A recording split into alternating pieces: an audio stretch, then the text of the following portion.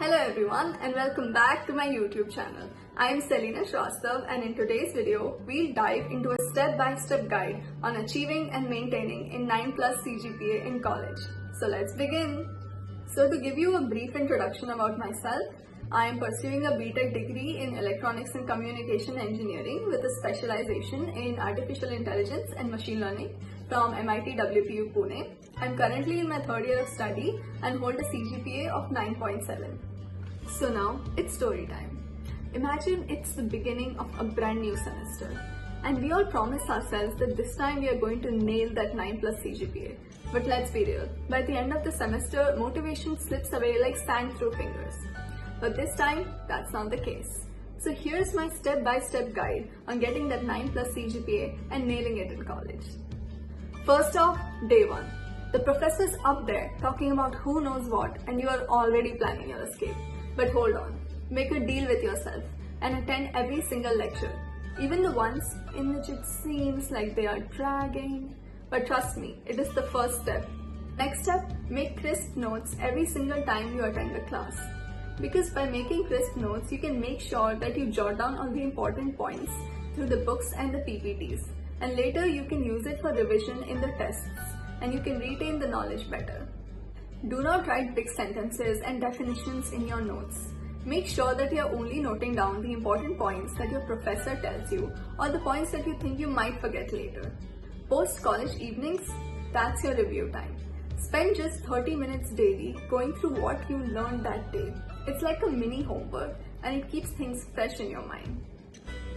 So now you've been through a week of college and it's finally time to enjoy it. And you should. But another thing that you should add into your weekend plan is, yeah, you guessed it right, a weekend revision session, wherein you dive deeper into the material that you studied that week and understand the topics that you couldn't earlier and try to solve as many problems as you can on it. Another most important thing is assignments. Yes, I know we all hate assignments, but timely submission of assignments is extremely crucial. Most of the time, students think that they'll study directly for exam, but that's not the case. Through assignments, you can actually boost your score even further because they are stretched out throughout the length of the semester. So now, midterms approach and it's time to kick things up a notch. So just study 2 subjects a day, no cramming, and just steady progress. So now, midterms are over and it's finally the end game now. And all the pressure from the world of lab exams and finals and projects start coming out. And it can be really stressful. But all you need is a proper plan of how you're going to divide your day between all the project work that you have to do and also the practicing for lab exams.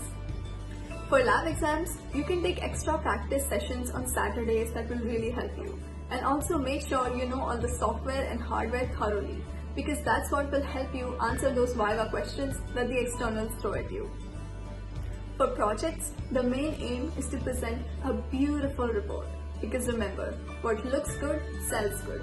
So make sure you make a nice and detailed report and show it to your teacher and present it well and give it nicely in written format.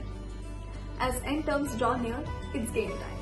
So for this, make a list of all the subjects and their topics separately and divide them into easy, medium and hard, and work on the hard ones first. You should give at least 2 weeks of preparation time for your end terms and make sure that during a day you prioritize your hard subjects first and give them most time. Make sure that you go through each and every topic thoroughly. Sometimes students tend to try and find a pattern in the exam difficulty level and the patterns and the type of questions asked, etc., etc. But don't do that. For example, during one of our exams, the students thought that the questions are mostly being asked from the chapters that were covered after the midterms, so they based their entire preparation on that. But when the actual paper came in front of them, it was on the questions and the chapters that were before the midterm. So this situation can make it really difficult for you to pass the exam. Hence, don't do that. During the exam, make sure you attempt each and every question. This shows the examiner that you are aware of the topic even if you are not fully familiar with it. So fake it till you make it actually works. And when the results roll in, that 9+ CGPA, it's not just a dream. It's proof that with a little strategy, a little bit of dedication, and a whole lot of hard work, you can make it work. So there you have it, folks. My guide to cracking that 9+ CGPA.